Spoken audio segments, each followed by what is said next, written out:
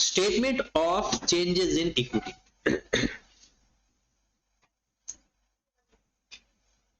Statement of changes in equity.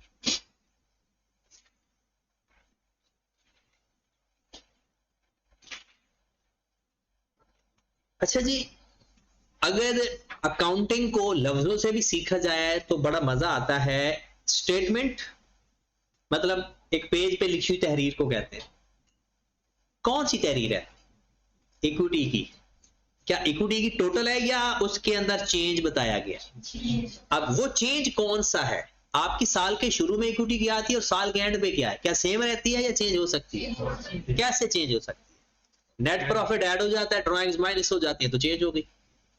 अगर हम एक सोल प्रोप्राइटर के केस में देखें, सोल प्रोप्राइटर के केस में, तो आप लोग छोटे होते एक इक्विटी की हेडिंग बनाते थे, यहां पर लिखते होते थे कैपिटल, ये बेसिकली ब्रॉड ऑन है, ओपनिंग कैपिटल है। अब प्लस करते थे नेट प्रॉफिट, माइनस कर देते थे। मेरे ख्याल में ये बातें तो हर बंदे के फिंगर टिप्स में। अच्छा, एक चीज और भी आप प्लस कर सकते हैं, फर्दर कैपिटल। इसका मतलब समझते हो? Additional capital. और ये जो आंसर आपके पास आएगा ना, ये भी कैपिटल है, बट ये ओपनिंग है और ये क्लोजिंग है। अगर एक सोल ट्रेडर के केस में आपसे कोई पूछे तो यही statement of changes in equity है, लेकिन हमने कंपनी के केस में पढ़ लिया। हमारे पास शुरू में क्या बैलेंस है इक्विटी के अंदर और उसके बाद एंड भी कितने। तो सबसे पहले मैं ये बताऊंगा कि statement of changes in equity के अंदर कितने कंपोनेंट्स हैं, उसके एलिमेंट्स क्या हैं। जैसे इसमें कौन कौन से एलिमेंट्स इस्तेमाल हो रहे हैं? एक नेट प्रॉफिट इस्तेमाल हो रहा है, एक ड्रॉइंग्स इस्तेमाल हो रहा है, एक फर्दर कैपिटल इस्तेमाल। ये वो है जिसकी वजह से इक्विटी चेंज हो गई है। अब कंपनी के केस में सीखें तो सीखते हैं सबसे पहले कंपोनेंट या elements of statement of change in equity. Elements of statement of changes in equity. Element of statement of changes in equity, किस किस वजह से आपकी इक्विटी चेंज होगी। सबसे नंबर 1 पे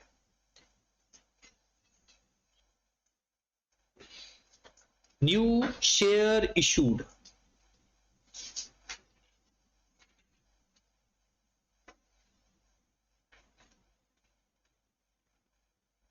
जब नए शेयर इश्यू होंगे तो क्या इक्विटी में कोई चेंज आएगा या नहीं? इक्विटी पहले से कम होगी या ज्यादा? ज्यादा हो जाएगी। नया शेयर कैपिटल बढ़ गया। न्यू शेयर इशूड, इसको कभी कभी आईपीओ भी बोला जाएगा, इनिशियल पब्लिक ऑफर। ये तो नाम सबको पता होगा, इनिशियल पब्लिक ऑफर। अच्छा, ये किस तरह से बढ़ती है? अच्छा, इक्विटी पढ़ रहे हैं तो इक्विटी बाय डिफॉल्ट डेबिट होती है या credit? Equity by default debit होती है या क्रेडिट होती है। और इसका मतलब है अगर इक्विटी क्रेडिट होगी तो बढ़ रही होगी और इक्विटी डेबिट होगी तो कम हो रही होगी।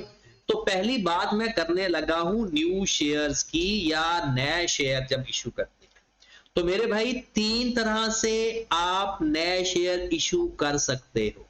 3 तरह से। पहला तरीका एट पार। एट पार कहते हैं फेस वैल्यू को।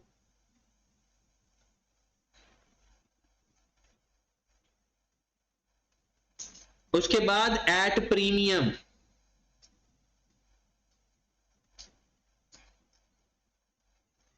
At discount. कुछ चीजें बड़े ध्यान से सीखनी है और पक्की वाली सीखनी है। कोई भी नया शेयर जब इश्यू होता है 3 तरह से इश्यू हो सकता है। पार वैल्यू या फेस वैल्यू किसे कहते हैं? उसकी असल जो वैल्यू शेयर के ऊपर लिखी होती है। जैसे एक 1000 का करेंसी नोट है, उसके ऊपर उसकी वैल्यू 1000 लिखा होता है, तो वो उसकी फेस वैल्यू है। इसी तरह शेयर की भी फेस वैल्यू होती है। आप अगर एक कंपनी में जाते हैं, वो उसके शेयर की फेस वैल्यू है 100 रुपए, आप 2 शेयर खरीदेंगे 20 रुपए में, 200 रुपए में आपको मिल जाएगा। अब फेस वैल्यू पर सपोज अज्यूम कर रहा हूं मैं, एक शेयर ले रहा हूं, वैसे तो नंबर ऑफ शेयर्स इशू होते हैं ना, मैं कहता हूं उसकी जो फेस वैल्यू या पार वैल्यू है ना, वो 100 रुपए है। फेस वैल्यू कितनी है? 100 रुपए। और कंपनी उसको इशू कर रही है, बेच रही है 100 रुपए में। मतलब 100 रुपए वाला शेयर कंपनी 100 रुपए में बेच रही है। एंट्री पता क्या होगी भला? कैश डेबिट होगा या नहीं?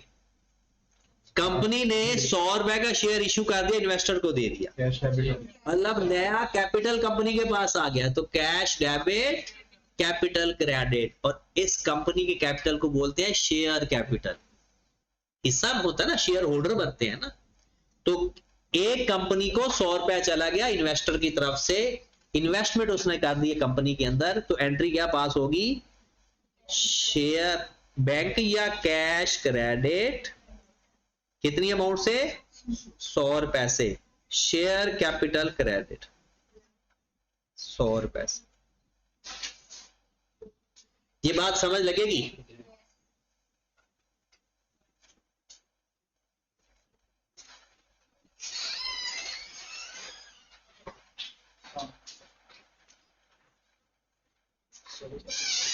इतनी इमरजेंसी है?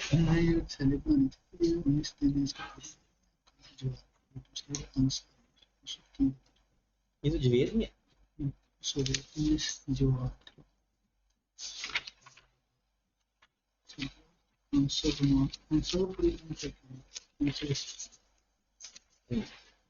इसकी ज्वाइनिंग लेट हुई है या ये ना, मुझे अभी ना पता नहीं है, मैं वो देखूंगा तो एक दिन वेट करना। हाँ जी,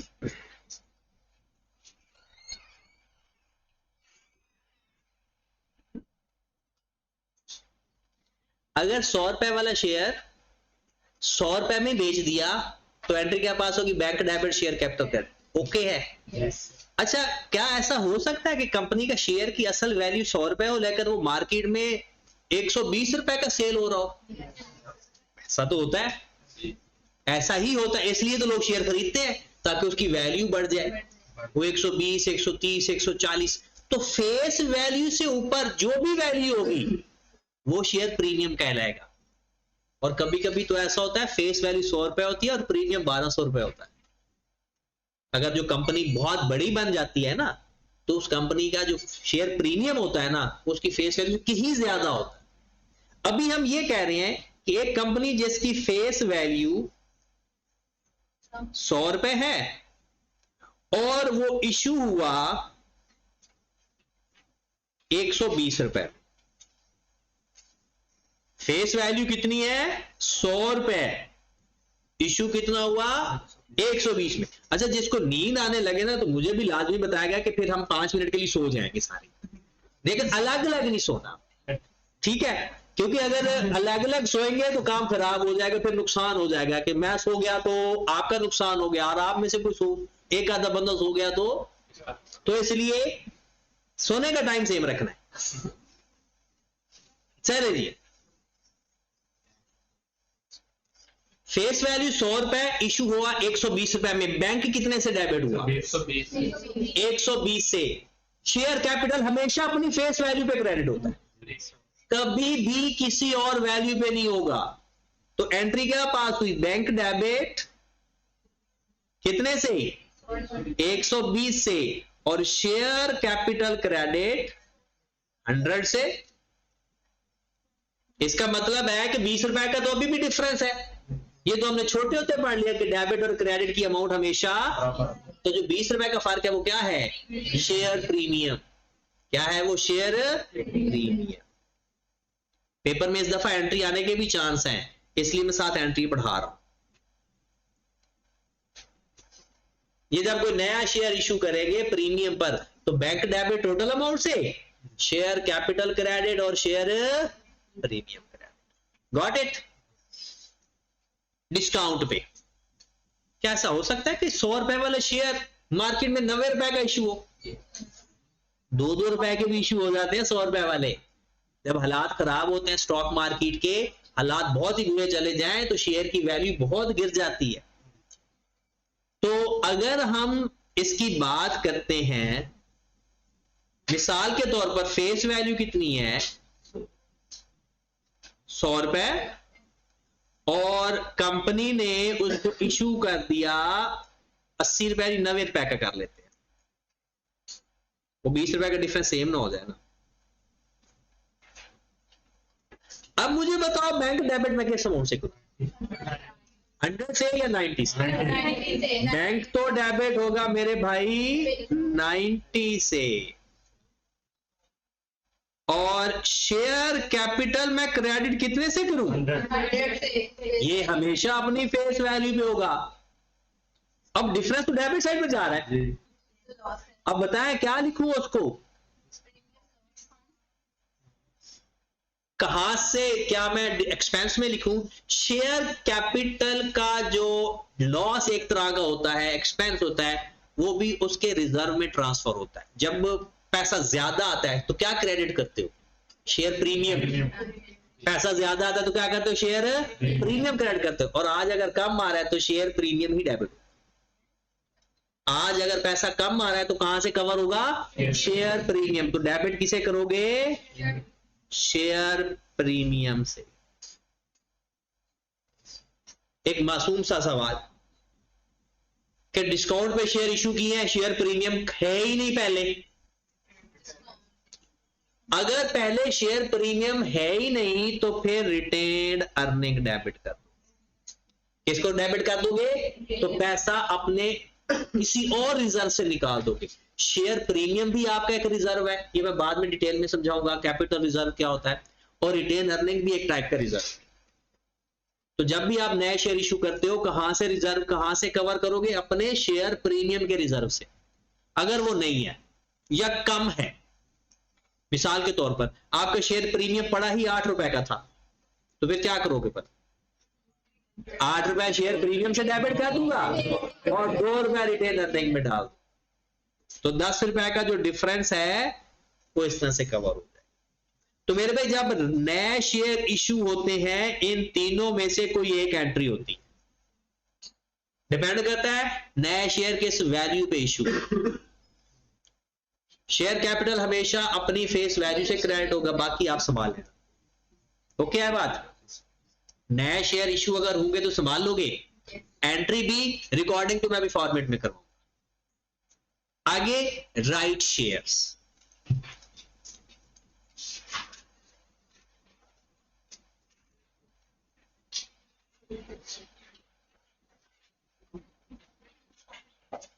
अच्छा जी, जब आप लोग नया शेयर इशू करते हो तो नए इन्वेस्टर कंपनी में आ जाते हैं, दूसरे लफ्जों में नए मालिक आ जाते हैं। अब नए मालिक आएंगे, पुराने मालिकों को तकलीफ तो होगी, डिसीजन नए होने शुरू हो जाएंगे, प्रॉफिट आपका डिस्ट्रीब्यूशन वो डिल्यूट हो जाएगी, डिविडेंड डिल्यूट होना शुरू हो जाएगा।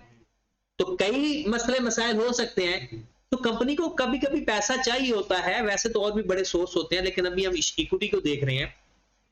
वो क्या करती है कि वो एग्जिस्टिंग शेयर होल्डर को ऑफर कर देती है कि यार नया शेयर हम नया शेयर होल्डर को नहीं देते, आप खरीद लो, ताकि नए इन्वेस्टर आए ही ना। तो मोस्ट ऑफ द केसेस जो राइट शेयर इशू होते हैं ना, वो mostly, not 100%, mostly lower of market value पे होते हैं।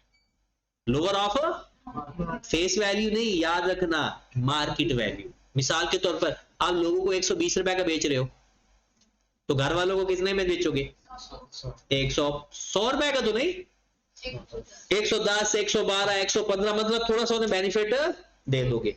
तो राइट शेयर क्या होते हैं? अगर इसकी डेफिनेशन लिखे, share issued to existing share holder, shares issued to existing share holder, share issued to existing share holders. Normally ये बातें सिर्फ आज के लिए नहीं पढ़नी, सारी जिंदगी के लिए है, आगे भी काम आनी है, इसलिए ध्यान से सीखना है। Normally at lower of market price, fair market price या market price, not face value. अक्सर लोगों को लगता है कि राइट शेयर ना 100 रुपए से भी कम पे इशू होते हैं, नहीं। और इसकी एंट्री वाला क्या होती है, सेम वही ऊपर वाली। अगर राइट शेयर फेस वैल्यू पे इशू किए हैं तो bank to share capital, premium पे किए हैं तो सेम एंट्री, क्योंकि ये भी तो नया शेयर इशू किए हैं ना, कंपनी की तरफ से तो शेयर गया है ना, नाम किसी शेयर होल्डर का नाम थोड़ी लिख रहे हैं, तो एंट्री सेम है। ये वाली, ये वाली, ये वाली, अमाउंट चेंज हो सकती है, जैसे यहां 120 था वो 115 हो सकता है, तो शेयर प्रीमियम में 15 रुपए चला जाएगा। वहां डिस्काउंट 90 रुपए था, 10 रुपए डिस्काउंट था, हो सकता है हमें 88 रुपए में दे दे। एंट्री में कोई चेंज, क्योंकि राइट शेयर भी बेसिकली नए शेयर ही होते हैं। नए शेयर लोगों को बाहर बेचे जाते हैं और राइट शेयर अपने ही एग्जिस्टिंग शेयर होल्डर को शेयर बेचे जाते हैं। डन होगी बात। आखिरी शेयर का केस पढ़ने लगे जो शेयर इशू होते हैं, बोनस शेयर्स।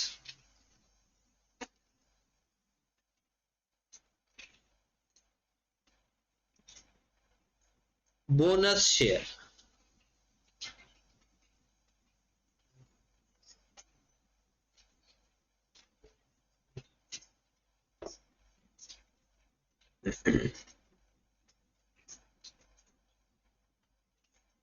जी, बोनस शेयर का क्या सीन है? बोनस शेयर के बारे में पता है? बोनस देना, बोनस के तौर पर शेयर दे देना, बोनस के तौर पर कंपनी के शेयर दे देना। पहली गलत फहमी बताओ, इससे कंपनी के शेयर्स कम होंगे या ज्यादा? सॉरी, शेयर कैपिटल बढ़ेगा या कम होगा?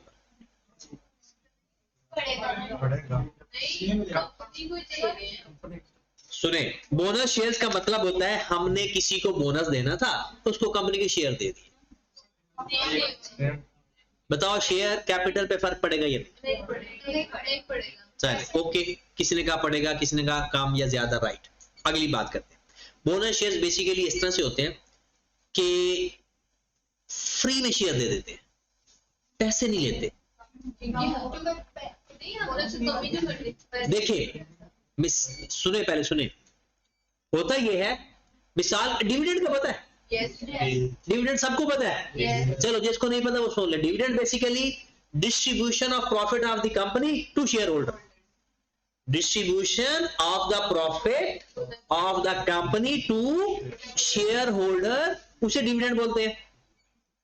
जो कंपनी का प्रॉफिट का शेयर जाता है। अब एक कंपनी चाहती है कि इस दफा ऐसा करते हैं कि शेयर होल्डर को कहते हैं कि भाई पैसे ना लो, कंपनी को जरूरत है पैसों की, आप उतनी अमाउंट के बदले ना शेयर ले। अब डिविडेंड के बदले भी बोनस शेयर दिए जाते हैं।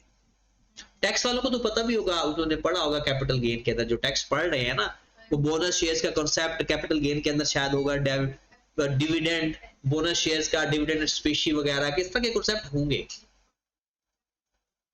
ठीक है, अब जरा बोनस शेयर्स के बारे में डिटेल में मैं आपको थोड़ा और बता देता हूं। बोनस शेयर बेसिकली होते हैं, जो डेफिनेशन मैं गलत मानता हूं लेकिन लिखी हुई है, तो मैं लिखता तो वही हूं जो बुक में लिखी हुई है, लेकिन वो गलत है। शेयर्स इशूड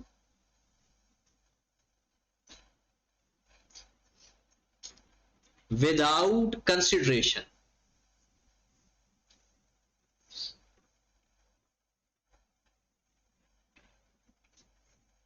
ये गलत डेफिनेशन है। सही डेफिनेशन क्या है?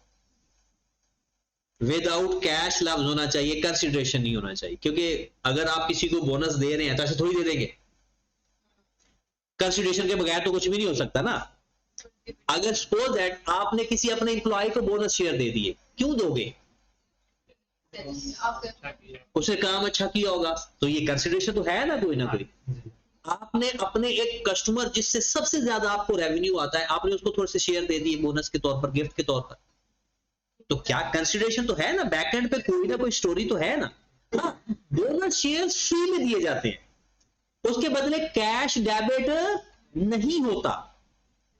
अब शेयर दो तरह से दिए जाते हैं, देना था डिविडेंड, कैश डिविडेंड देना था, आपने उसके बदले क्या दे दिया, शेयर दे दिया। एक दो टाइप्स होती हैं शेयर्स की, एक bonus shares against cash dividend, against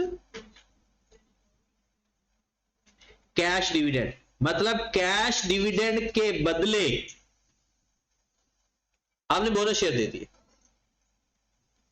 या फिर कैश डिविडेंड के अलावा other than cash dividend, other than cash dividend,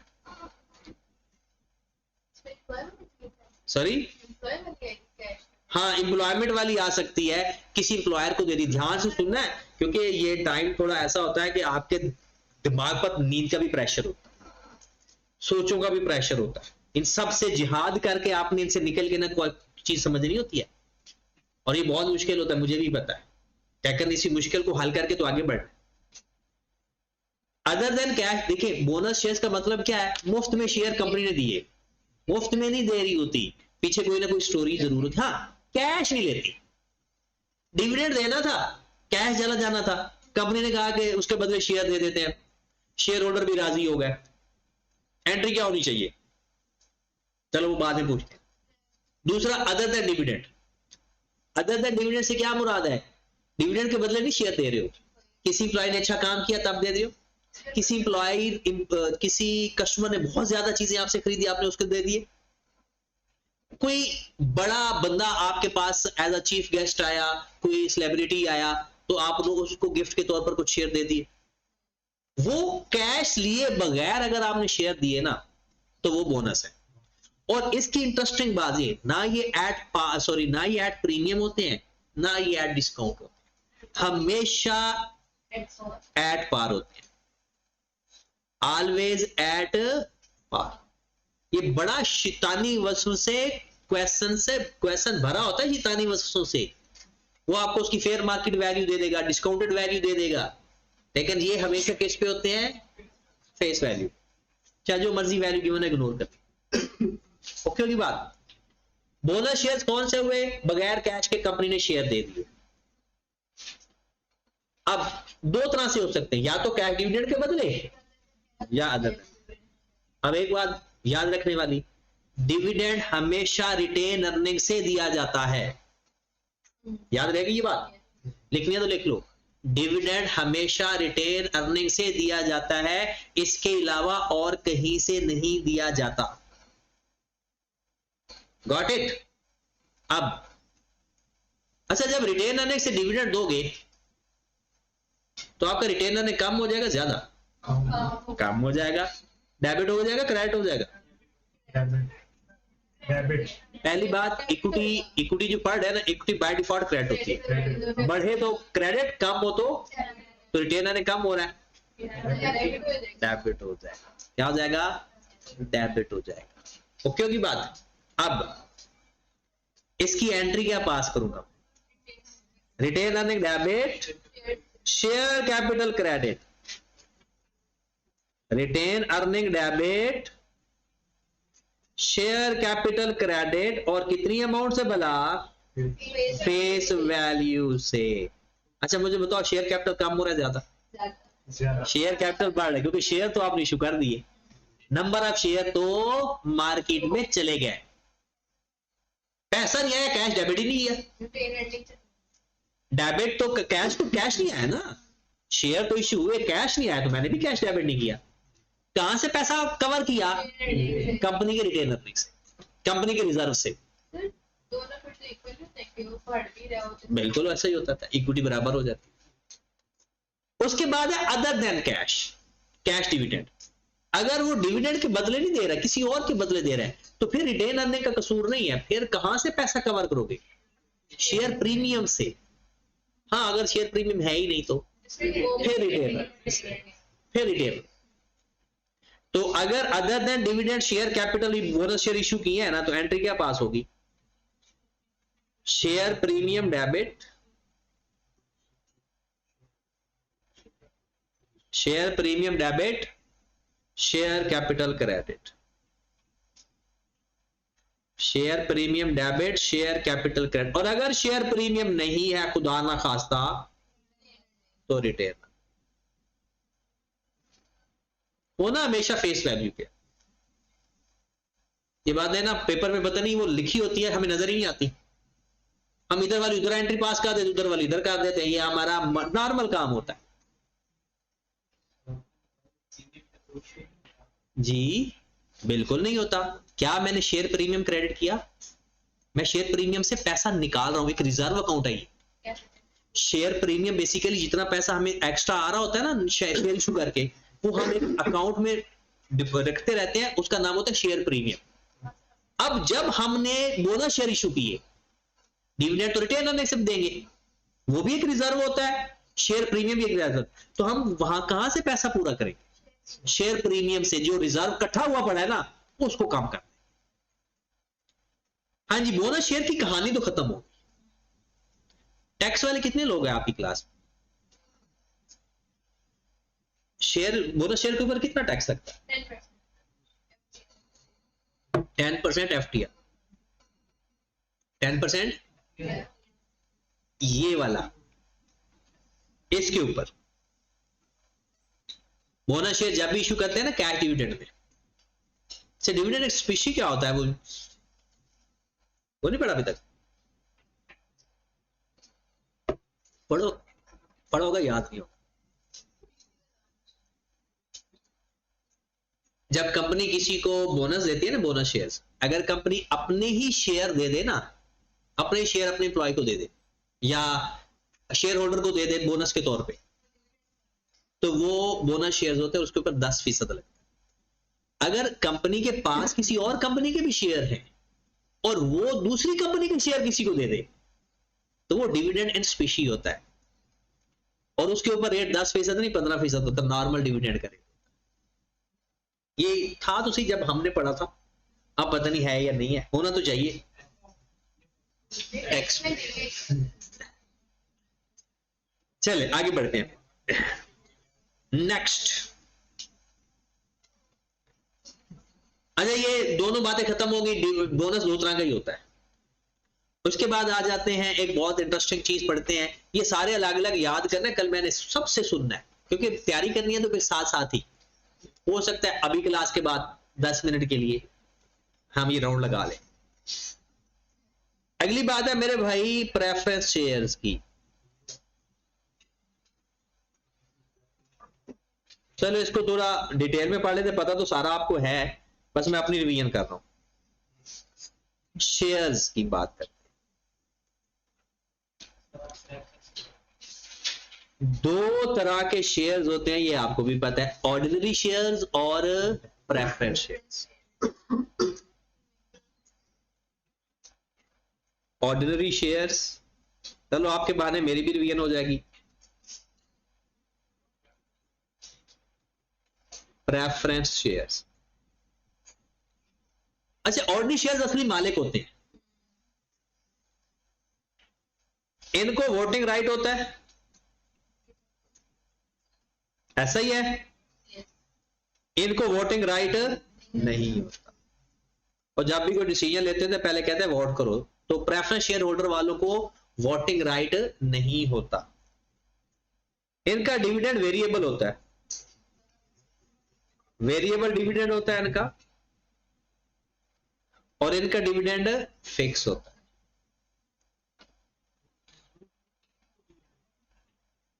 ये बातें पता है? देखिए शेयर इशू करने हैं ना, अगर ऑर्डिनरी शेयर कोई लेकर गया है तो मतलब वो मालिक बन गया। जो प्रेफरेंस शेयर्स ले गया वो मालिक नहीं बना, बल्कि वो शेयर तो हैं लेकिन उसको डिविडेंड एक फिक्स मिलता रहेगा, वो जैसे कि इंटरेस्ट मिलता है। ठीक है, हाँ प्रेफरेंस उसको किस पे मिलती है? Dividend pay. जब कभी डिविडेंड की डिस्ट्रीब्यूशन होती है ना, तो पहले प्रेफरेंस शेयर होल्डर की बारी आती है, और उसके बाद ऑर्डिनरी शेयर होल्डर को मिले तो मिले। सॉरी, नहीं होता voting right. No voting right नहीं लिखा हुआ, नहीं लिखा, no voting right, no voting right. तो इसको dividend distribution, dividend distribution after P shares, preference shares. पहले हिस्सा प्रेफरेंस शेयर होल्डर वालों को दिया जाएगा, फिर उसके बाद ऑर्डिनरी शेयर होल्डर की बात आएगी। तो अगर यहां पर हम लिखेंगे तो dividend distribution before ordinary share holder, dividend distribution before ordinary shares, O लिखना है, ऑर्डिनरी शेयर्स। अच्छा, जब कंपनी लिक्विडेशन में आती है, लिक्विडेशन का मतलब जब कंपनी अगर खत्म हो जाए तो उसके ऊपर जितना भी क्या वो एसेट्स पड़े होते हैं, एसेट्स मालिकों भी होते हैं, पहले सारा पैसा अपना कवर करेंगे प्रेफरेंस शेयर होल्डर वाले। अगर बच गया ना तो फिर ऑर्डिनरी शेयर होल्डर की बात। तो इसमें भी प्रेफरेंस किसकी है? प्रेफरेंस शेयर होल्डर की। सिर्फ वोटिंग राइट नहीं है। हाँ, ये फायदे में कब होते हैं? जब कंपनी नुकसान में, तब इनको फायदा होता है, क्योंकि इनको तो फिक्स मिलना ही मिलना है। और अगर कंपनी ज्यादा प्रॉफिट में जा रही है, इनको तो फिर भी फिक्स मिलना है, फिर ऑर्डिनरी शेयर होल्डर फायदे में। और भी इसकी बातें हैं, लेकिन मैं लॉ तो पढ़ा नहीं रहा, तो ये आप लॉ में बड़ी डिटेल में जाकर पढ़ोगे, बस इतना ही काफी है आपके समझने के लिए। अब ये जो ऑर्डिनरी शेयर होल्डर है ना, ये खालिस इक्विटी है, इक्विटी होल्डर होता है। ये इक्विटी होल्डर होते हैं। ये शेयर कैपिटल नहीं हम लिखते जा रहे हैं, ये इक्विटी है। वे बेसिकली वो ऑर्डिनरी शेयर होल्डर होते हैं। जो प्रेफरेंस शेयर होल्डर होते हैं ना, ये दो टाइप के होते हैं। एक होते हैं इररिडीमेबल प्रेफरेंस शेयर्स,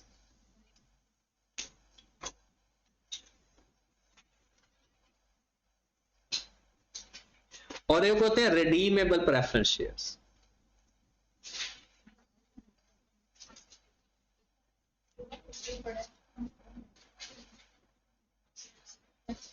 चलो नहीं भी पढ़ा तो अब सारा ही पढ़ाऊंगा मैं।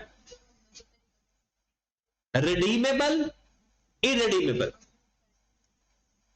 इररिडीमेबल का मतलब यह है कि कंपनी ने शेयर इश्यू किए लोगों को और उसे कहा कि भाई वापस हमने नहीं लेने, आप हमसे डिविडेंड लेते रहना सारी जिंदगी फिक्स। इररिडीमेबल, रिडीम नहीं होने, वापस नहीं होने। वो कहता है जब अगर मुझे कल को पसंद ना आए या मुझे ख्वाब में कोई पीर आ गया कि तू सूद खा रहा है, तो फिर मैं क्या करूंगा? तो वो कहेगा अगर पीर साहब आ जाए तो फिर आप जाकर मार्केट में किसी और मुर्शिद को बेच देना, किसी और को बेच देना, तो मार्केट में ये बिक जाएगा, कंपनी के पास वापस नहीं जाएगा। जैसे ऑर्डिनरी शेयर होल्डर भी ऐसे होते हैं, वो तो होते इररिडीमेबल है ना, रिडक्शन होती है किसी लेवल पे जाकर, कॉर्पोरेट लॉ में पढ़ोगे आगे जाकर, वो उसके मालिक चेंज होते रहते हैं, कंपनी को कोई फर्क नहीं पड़ता। कंपनी सिर्फ उसके अकाउंट में डिविडेंड ट्रांसफर कर देती है जिसका नाम उसकी लिस्ट में आ रहा होता है। तो शेयर होल्डर चेंज होते रहते हैं, कंपनी का कैपिटल चेंज नहीं होता। जैसे आपने शेयर एक कंपनी के खरीदे, आपने किसी और को बेच दिया, उसने किसी और को बेच दी, तो कंपनी को क्या फर्क पड़ रहा है? वो तो आपका कैपिटल गेन हो रहा है। कंपनी ने जो एक दफा शेयर इश्यू किए, उसको पैसा मिल गया, बस। अब उसकी वैल्यू तब खत्म होगी जब कंपनी बैंकरप्ट हो जाएगी, अदरवाइज वो चलता रहेगा। ये जो प्रेफरेंस शेयर होल्डर होते हैं ना, ये दो टाइप के होते हैं। रिडीमेबल वो होता है, कंपनी कहती है कि भाई आप ऐसा शेयर ले जाओ, 5 साल तक आप अपने पास रखो, 5 साल तक आप सूद खाओ, फिर उसके बाद अपने असल पैसे वापस ले जाना, सॉरी डिविडेंड खाओ। लेकिन सूद तो आराम है, वो तो खाना नहीं है कि 5 साल तक फिक्स डिविडेंड, 5 साल 10 साल 15 साल जितने मर्जी, तब तक आप डिविडेंड खाओ। उसके बाद जैसे ही आपको लगे कि, बल्कि पहले टाइम डिसाइड होता है। तो ये जो इररिडीमेबल होता है, ये किस हेडिंग में जाया करेगा?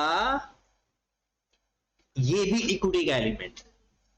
इररिडीमेबल प्रेफरेंस शेयर्स भी किस में जाते हैं? इक्विटी में जाते हैं। ये पेपर एमसीक्यूज में आ सकता है आपको। इररिडीमेबल प्रेफरेंस शेयर इक्विटी में और redeemable preference share non current liability. भला क्यों? क्योंकि कंपनी ने कुछ अरसे के बाद पैसे वापस करने हैं, तो कंपनी की लायबिलिटी। कंपनी ने शेयर इश्यू किए 10 साल के लिए, 5 साल के लिए, और ये कहा कि भाई जब भी जरूरत पड़ेगी, जरूरत नहीं, पहले टाइम डिसाइड होता है। ठीक होगी बात? ओके, आगे चलते हैं, क्योंकि इसलिए पढ़ना जरूरी है, क्योंकि जो हम इक्विटी पढ़ रहे हैं ना, तो इररिडीमेबल प्रेफरेंस शेयर इक्विटी में आते हैं, और रिडीमेबल, हाँ, जर्नल एंट्री सेम है इनकी, बस शेयर कैपिटल की जगह क्या आ जाएगा? Preference shares. एट पार पे भी हो सकता है, एट प्रीमियम पे भी हो सकता है, और डिस्काउंट पे भी, बाकी एंट्री सेम ही है। ओके होगी बात? नेक्स्ट, उसके बाद जो सबसे इंपॉर्टेंट चीज है पढ़ने लगे हैं वो है डिविडेंड।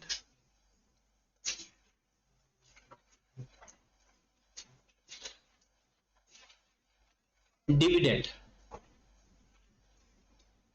पता तो है ना? डिविडेंड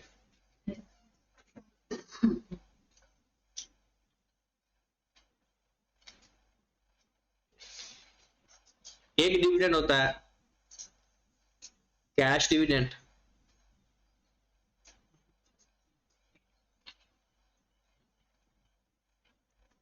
और एक होता है बोनस डिविडेंड। ये अभी हम पढ़ के भी आ रहे हैं, बोनस वाला, कैश डिविडेंड और बोनस डिविडेंड। अच्छा, कैश डिविडेंड की कोई एंट्री बता सकता है? अच्छा, पेपर में अगर जनरल एंट्रीज आ जाए तो उसका भी सिखाता हूं। अगर डायरेक्ट कैश डिविडेंड की एंट्री पास करनी है ना, तो डिविडेंड कहां से देना है? रिटेन्ड अर्निंग से। ये बात तो याद रखनी है ना, जो चीजें पक्की है, रिटेन अर्निंग से। तो दे क्या रहे हो? तो कैश क्रेडिट कर दो, सिंपल सी बात है। और अगर शेयर दोगे तो क्या कैश क्रेडिट करोगे? फिर एंट्री क्या पास करोगे? Retain earning debit, retain earning debit, share capital, ये भी एंट्री अभी हम पढ़ के आए। Retain earning debit cash credit, या retain earning debit to share capital. Depend करता है कि जो डिविडेंड आप दे रहे हो कैश फॉर्म में दे रहे हो या शेयर फॉर्म में दे रहे हो, कैश फॉर्म में दे रहे हो या शेयर फॉर्म में। अच्छा, इसकी पेपर में अगर एंट्री आ जाए ना, तो थोड़ी सी एंट्री चेंज हो जाएगी। कैसे? अगर पेपर के अंदर in exam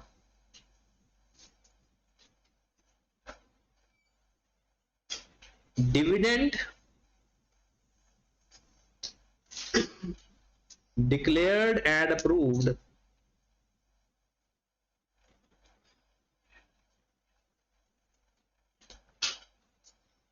at 5/1/2026 and paid at 12/1/26। पता किसी को चला है साइंस का? Dividend declared and approved at 5/1/26 paid at 12/1/26। हाँ जी, क्या सीन है ये? डिविडेंड डिक्लेयर हुआ कि भाई सबको मिलना है 5 तारीख, लेकिन एक्चुअल में पे कब किया? अगर ऐसी सिचुएशन पे, अगर सिर्फ ये कहना कि कैश डिविडेंड दिया तो retain earning to cash, but अगर ऐसी सिचुएशन आ जाए तो क्या 5 तारीख को कैश क्रेडिट हो रहा है? कैश क्रेडिट कब हो रहा है? 12 तारीख को। अब माशाल्लाह समझदार तो हो थोड़े थोड़े से। एंट्री क्या बनेगी? पहली एंट्री बनेगी retain earning debit, retain earning debit, dividend payable, receivable या payable? Payable credit. Retain earning debit on accrual basis पे। Retain earning debit cash credit नहीं हुआ तो क्या कर क्रेडिट कर देंगे? Dividend payable. और 12 तारीख को पे कर दिया, क्या अब रिटेन अर्निंग डेबिट करेंगे? वो तो पहले डेबिट कर चुके हैं, अब क्या डेबिट करेंगे? और जो आपकी लायबिलिटी है वो खत्म करोगे। ये बात समझ लग रही है? और समझना जरूरी है। देखिए वक्त गुजर जाता है, पता नहीं चलता, औखे सौखे ओके। कोशिश और हिम्मत से दिमाग को जगा के रख, दिमाग को नहीं सोने देना। चाहे तो डंडा शंडा रख लो अपने पास मारने के लिए, थप्पड़ मारे, जो मर्जी करें, आपके हाथ में सब कुछ है, सब इजाजत है। हमसायों से भी हेल्प ले सकते हो जब मुझे नींद आने लगे, क्योंकि आपको तो पता नहीं होगा ना। वैसे ये ऑफर मेरे मुझसे भी आप ले सकते, मैं कोई लेकर आता हूं, कोई बॉल ले आएंगे ना, वो टेनिस बॉल नहीं होते। हाँ ये तो वैसे आइडिया बहुत अच्छा है। वैसे हमारे घर में है, वो बच्चों खेलते हैं ना, वो ले आऊंगा मैं। कोई बात नहीं, शुरू वाले तो गर्मी है ना, तो बस ठीक है। हाँ चलें।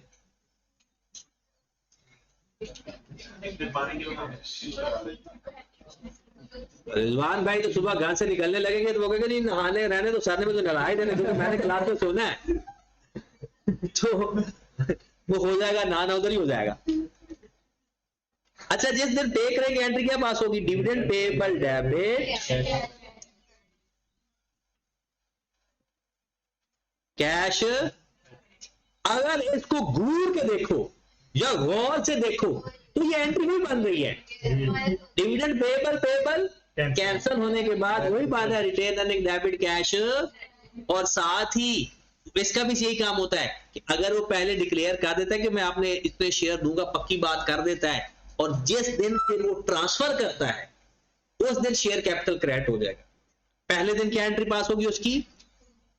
Retain earning to dividend payable, और फिर जिस दिन एक्चुअल में ट्रांसफर हुए डिविडेंड पेएबल डेबिट हो जाएगा, शेयर कैपिटल क्रेडिट।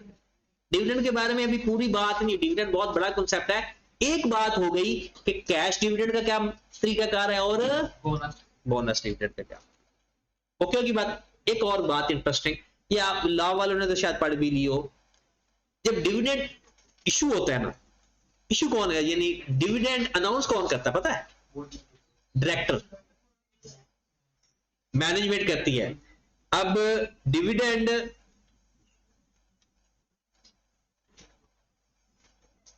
डिक्लेयर किया डायरेक्टर ने ₹5 पर शेयर, कि हर शेयर होल्डर को ₹5 मिलेंगे।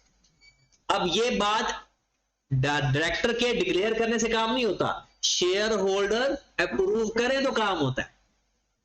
अब शेयर होल्डर इसको कम कर सकते हैं, ज्यादा नहीं कर सकते। मतलब अगर वो कहते हैं ना कि उन्होंने approved by share holder, approved by share holder, बस इतनी बात लिखी हुई है, तो फिर ₹5 अप्रूव हो गए। लेकिन अगर वो कह देते हैं कि उन्होंने अप्रूव किया ₹6 पर शेयर, तो क्या लेंगे? ₹5। हाँ, अगर ऐसा आ जाए, डिक्लेयर हुआ ₹7 पर शेयर और उन्होंने अप्रूव किया ₹4 पर शेयर, तो कौन सा डिविडेंड लेंगे? ₹4 पर। मतलब lower of approval and declare. Share holder approve करते वक्त डिविडेंड को कम करना चाहे तो कर सकते हैं, जो कि वो कभी नहीं करेंगे, जाहिर सी बात है। वो क्यों करें, उन्हें तो पैसा मिलना है। लेकिन वो ज्यादा नहीं कर सकते। कम कभी जिंदगी में करना चाहे तो कर सकते हैं, ज्यादा नहीं कर सकते। ये बात याद रहेगी। अगली बात करें फिर। ओके, ये बातें लिखने के साथ साथ ना मेमोराइज करनी, ऐसी चीजें ना डिस्कस भी किया करें एक दूसरे के साथ, और पढ़ के ना इसको एंजॉय भी किया करें। नेक्स्ट, अच्छा डिविडेंड को फिर खत्म करते हैं टोटली। डिविडेंड मजीद 2 क्लासिफिकेशन में चला जाता है, एंट्री सेम है, क्लासिफिकेशन 2। एक होता है इंटरम डिविडेंड, एक होता है फाइनल डिविडेंड।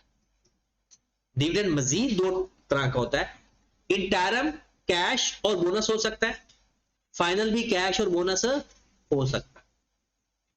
तो डिविडेंड में मजीद जो कैटेगरी हैं, ये डिविडेंड को खत्म करके ना फिर खत्म करते हैं आज का लेक्चर। इंटरम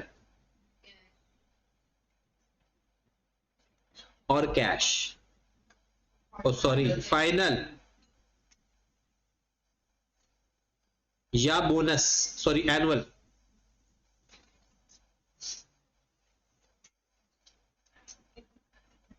इंटरम मतलब साल के दरमियान में कभी भी, साल के दौरान दरमियान कभी भी डिविडेंड इशू किया जाता है। वो mostly mid of the year होता है, लेकिन कंपलसरी नहीं है। ड्यूरिंग द ईयर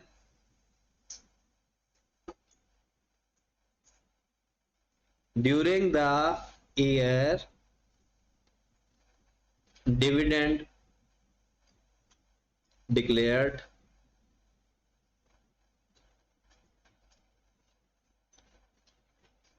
और इसमें इंटरेस्टिंग बात क्या है, there is no need for approval, there is no need for approval, इसको अप्रूवल की भी जरूरत नहीं। दूसरा, ये कैश भी हो सकता है और बोनस भी हो सकता है, एंट्री सेम होगी। हाँ, calculation of dividend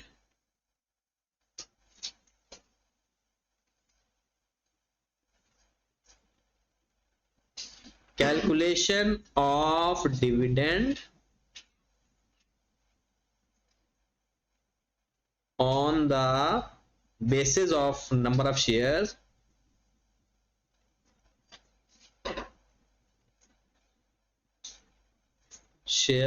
up to the date,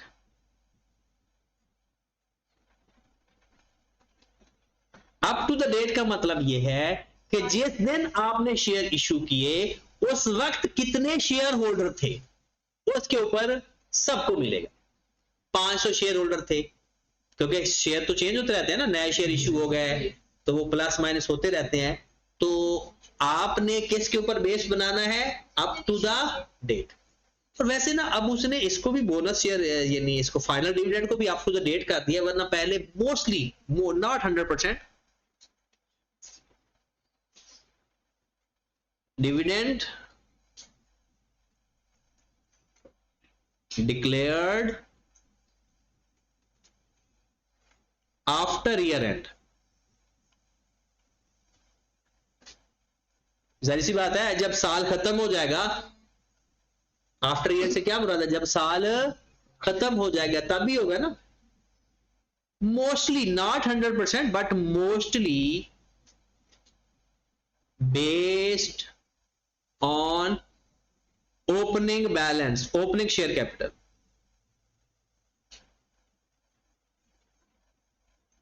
भला क्यों? ये बोनस डिविडेंड जो होता है ना, वो पिछले साल के प्रॉफिट का होता है। किस साल का प्रॉफिट का होता है? क्योंकि ईयर एंड के बाद तो ये पता चलता है प्रॉफिट वगैरह आ गया, ऑडिट वगैरह होता है, फिर उसके बाद डिविडेंड डिसाइड हो रहा होता है।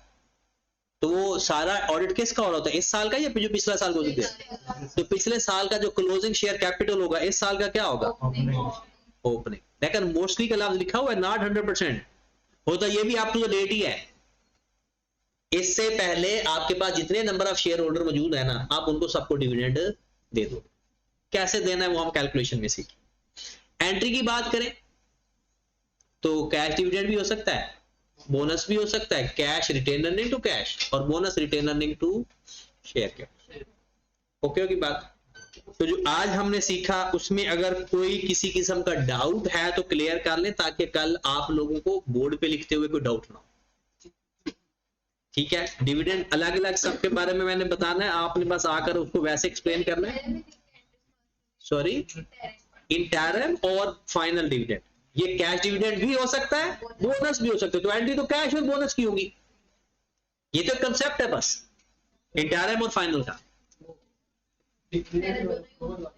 डिक्लेयर और अप्रूवल वाले का मतलब ये है कि मैनेजमेंट डिक्लेयर करती है कि भाई 4 रुपए हम शेयर होल्डर को डिविडेंड दे देंगे, फिर मीटिंग के अंदर अप्रूवल होती है, शेयर होल्डर अप्रूव करते हैं। अब अगर वो उसी अमाउंट को अप्रूव कर देंगे तो ओके, वही डिविडेंड है आपका फाइनल। और अगर उसको कम कर दे तो कम होगा, ज्यादा कर नहीं सकते तो फिर वही होगा। लोअर होगा अप्रूवल और इसलिए तो कम करते नहीं ना, लेकिन कॉन्सेप्ट तो है ना, लॉ के अंदर बात तो लिखी हुई है ना। ये mostly based on opening share capital के ऊपर डिपेंड करता है। ये मोस्ट ऑफ द केसेस ना जो फाइनल डिविडेंड होता है ना, वो जो ओपनिंग बैलेंस आ रहा होता है ना, क्योंकि फाइनल डिविडेंड इस साल का पिछले साल के प्रॉफिट को, तो इसलिए उसी के शेयर्स पे आएगा, पिछले साल का क्लोजिंग इस साल का, तो इसलिए मोस्टली ओपनिंग भी हो। लेकिन हम डेट देखेंगे, जिस डेट को होता है उस तक कर, वो कैसे करना है वो बात की बात है, अभी सिर्फ एंट्री सीखनी है। ठीक है, कल फिर हम इसकी एंट्रीज और साथ इसका फॉर्मेट पढ़ेंगे। ये एंट्री सबने याद करके आनी है।